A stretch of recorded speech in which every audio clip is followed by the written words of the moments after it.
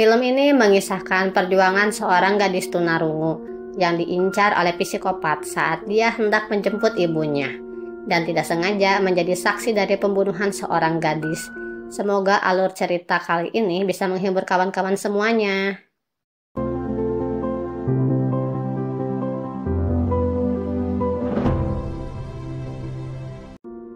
Film diawali dengan kehadiran wanita yang pulang lembur pada tengah malam. Di perjalanan ada seorang pria yang bernama Dosik menawarinya tumpangan. Wanita itu menolak, dan saat wanita itu akan pergi, dia mendengar suara rintihan minta tolong dari dalam mobil. Wanita itu penasaran dan melihat ke dalam mobil.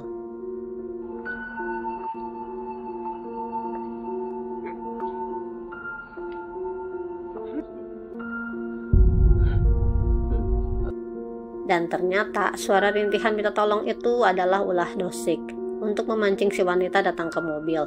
Dan pada akhirnya Dosik pun berhasil membunuh wanita itu.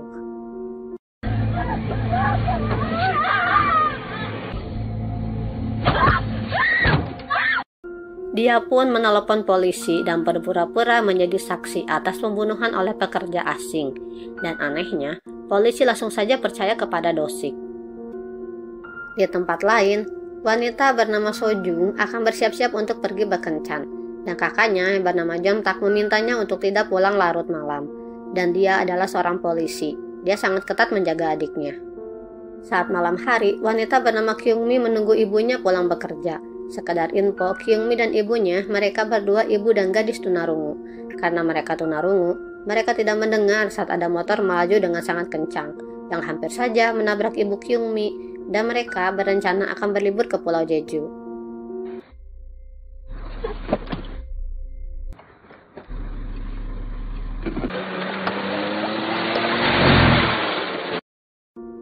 Di sini, Kyungmi pergi mencari tempat untuk memarkirkan mobil, sedangkan ibunya menunggu di depan gang yang lumayan gelap dan sepi.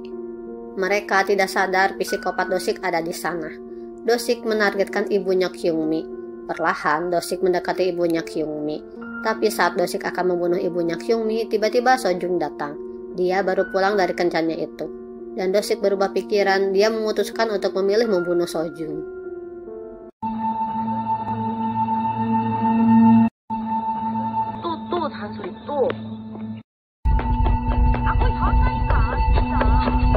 Dan saat tengah malam, Jontak merasa cemas adiknya belum pulang. Dia pun menelepon adiknya, karena tidak dijawab, dia pun pergi mencarinya.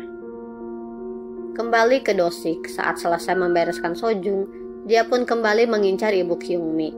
Di sisi lain, Kyungmi pulang dari memarkirkan mobilnya, dan dia berjalan menuju ke tempat ibunya menunggu.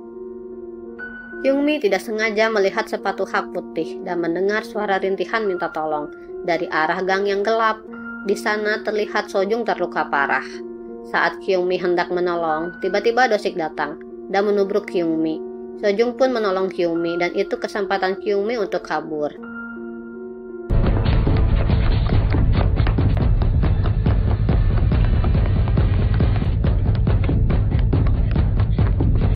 Kyungmi sadar jika berlari ke arah ibunya akan berbahaya.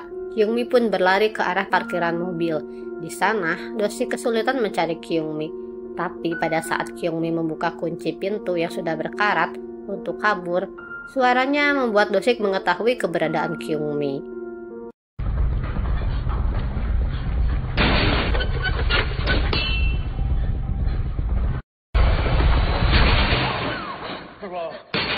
Pada akhirnya, Kyungmi pun berhasil kabur ke dalam mobilnya. Saat dia memperhatikan alat pendeteksi suara pergerakan di sekitarnya, tanpa disadari, ternyata Dosik sudah ada di belakang Kyungmi. Di sini, Dosik baru menyadari kalau Kyungmi ini gadis tunarungu. Dosik pun meminta Kyungmi untuk pergi dari parkiran untuk menjemput si ibu, seakan-akan sudah merencanakan sesuatu.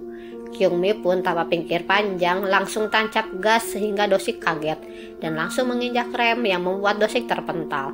Kyungmi pun berhasil kabur lagi.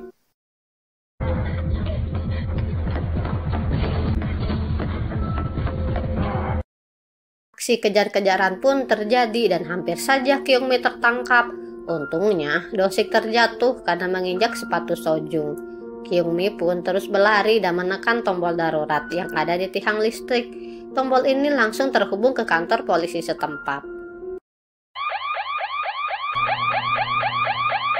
저희가 지켜보고 있습니다. 말씀하세요. Namun sangat disayangkan karena tidak bisa berkomunikasi dengan baik saat polisi bertanya pada mereka.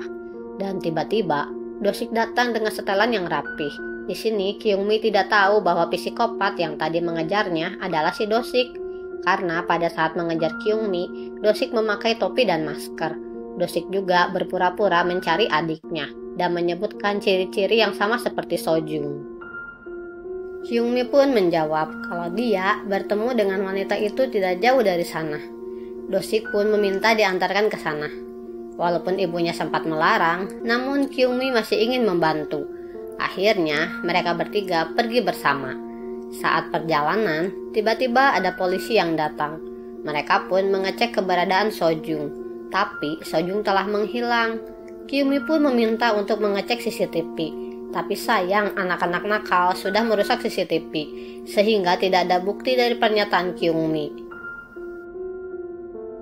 Di kantor polisi, mereka mengumpulkan informasi menurut pernyataan Kyungmi. Di tengah-tengah pernyataan Kyungmi, Dosik dengan sengaja menyela seolah ingin memecahkan konsentrasi Kyungmi, sehingga Dosik menerima teguran dari pria tua di sebelahnya. Pria tua itu mulai memukul Dosik, sehingga polisi terpaksa membawanya keluar. Di saat kantor polisi mulai sepi, tiba-tiba Jontak datang dan menanyakan soal adiknya ke setiap orang. Kyungmi pun kaget karena itu foto wanita yang pernah ditemuinya. Saat obrolan serius antara Kyungmi dan Jontak, tiba-tiba pria tua itu datang lagi untuk mengajak duel si Dosik. Lagi-lagi polisi harus mengusirnya. Di saat kantor polisi sepi dan Kyungmi menjawab pertanyaan Jontak, di sini Dosik langsung menyerang Jontak. Dia mengaku bahwa dia yang melukai Sojung, tapi untung Jontak bisa menahan serangan itu. Mereka pun baku hantam di kantor polisi. Kyungmi dan ibunya pergi mencari bantuan. Di saat bersamaan, polisi pun datang. Di sini Dosik berpura-pura menjadi korban. Alhasil, Jontak pun disetrum sebelum menjelaskan kronologinya. Dan lebih parahnya lagi, si Dosik malah disuruh pulang. 안녕하세요.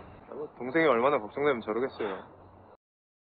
Pada akhirnya, Kyungmi dan ibunya diantar pulang oleh polisi.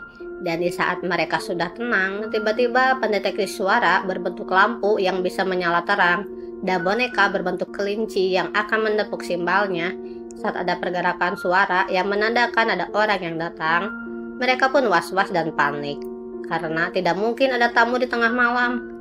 Tapi saat pintu dibuka, ternyata itu bibinya Kyungmi yang datang untuk mengambil barangnya. Karena barangnya terlalu banyak, ibunya Kyungmi ikut membantu mengantarkan adiknya, dan kini sekarang tinggal Kyungmi sendirian di rumah. Namun pada saat itu, Kyungmi tidak menyadari kalau Dosik sudah berada di dalam rumah. Saat Kyungmi hendak berganti baju, tiba-tiba lampunya menyala yang menandakan ada pergerakan. Tidak lama, listrik pun mati. Kyungmi pun memeriksa keadaan. Sekarang lampu pendeteksi ruangan mulai menyala, dan Dosik membuat pancingan dengan jam alarm. Sehingga Kyungmi berpikir semua itu karena jam itu, semua lampu jadi menyala secara bersamaan. Sekarang Dosik sudah mengerti fungsi dari lampu-lampu di dalam ruangan itu. Dan Dosik pun mematikannya agar Kyungmi tidak menyadari kehadirannya. Merasa tidak ada apa-apa, Kyungmi pun duduk dengan tenang di ruang TV dan berniat mengirim SMS kepada Jontak. Kyungmi tidak sadar saat ini Dosik ada di belakangnya. Kyungmi mulai merasa aneh karena lampu pendeteksi tidak menyala, tapi kelincinya malah menepuk simbal seolah ada pergerakan. Hingga saat Dosik menyerang dengan kampak, Kyungmi berhasil lolos. Kyungmi pun kabur ke kamarnya dan menutup pintu. Dosik pun berusaha untuk membuka pintu secara paksa. Di sini, Kyungmi mengirim pesan kepada Jontak untuk minta tolong. Dan saat suasana menjadi hening, tapi tiba-tiba Dosik datang dengan kampaknya. Kyungmi pun kabur lewat jendela lantai 2, dan sempat-sempatnya Dosik pun melemparkan kampaknya saat Kyungmi terjatuh. Tapi untungnya Kyungmi berhasil lolos dan berlari jauh. Dan saat Kyungmi dikejar Dosik, Jontak pun melihat. Akhirnya, mereka pun kejar-kejaran.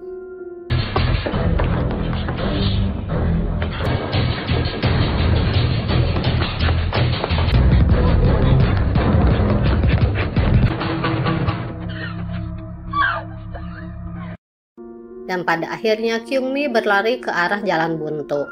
Dalam keadaan tersudut, tiba-tiba Jontak datang.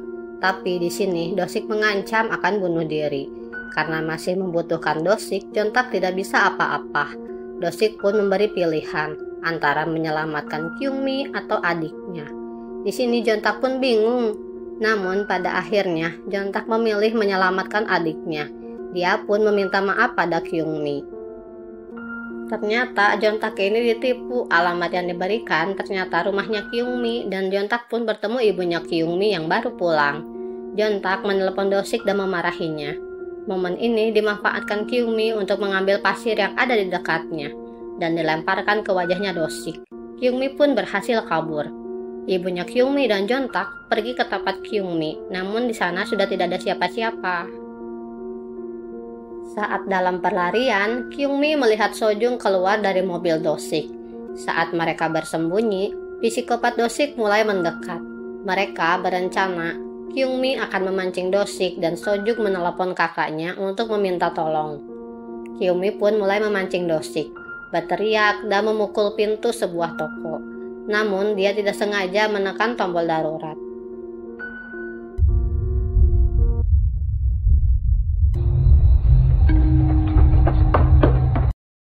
Di sini, Kyungmi berpikir untuk melarikan diri ke tempat yang ramai.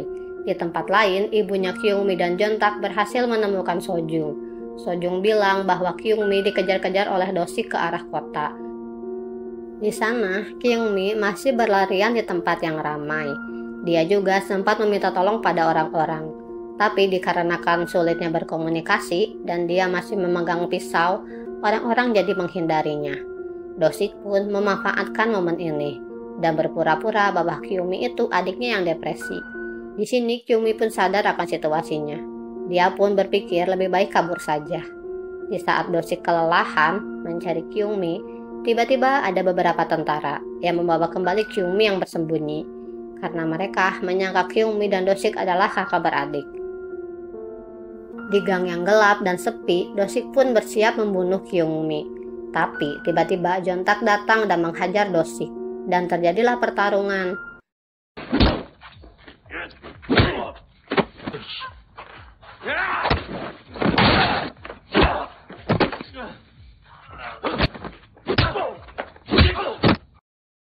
Di saat Dosik tidak sadarkan diri, Jontak memberitahu Kyungmi kalau Sojung dibawa ke rumah sakit, dan ibunya Kyungmi berada di sekitar sini.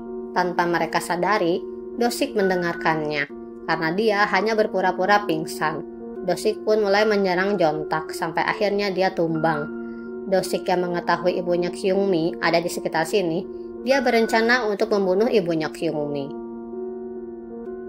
Kyungmi pun berlari mencari ibunya, tapi sayang, Dosik lebih dulu bertemu si ibu. Tanpa berpikir panjang, Kyungmi langsung berlari ke arah Dosik dan menusuknya dengan pisau. Bukannya tumbang, tapi Dosik malah menghina Kyungmi karena tidak pandai menggunakan pisau. Tapi di sini Kyungmi menusukkan pisau itu ke perutnya sendiri. Ini dilakukan agar orang-orang di sana menganggap Dosik penjahat yang mencoba membunuhnya.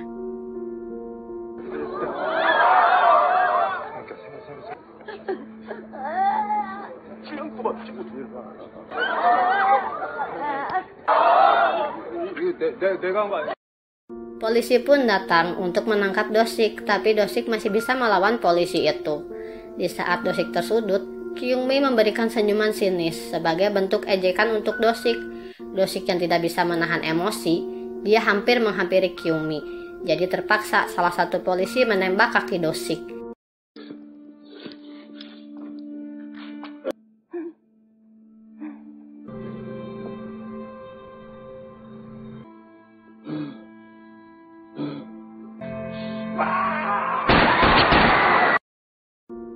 Tapi di sini Dosik masih berusaha bangkit.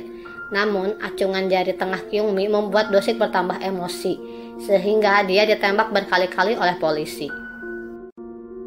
Dosik masih berusaha ingin menyerang Kyungmi. Tiba-tiba datanglah Jontak menabrak Dosik hingga terjatuh, dan pada akhirnya Dosik pun mati.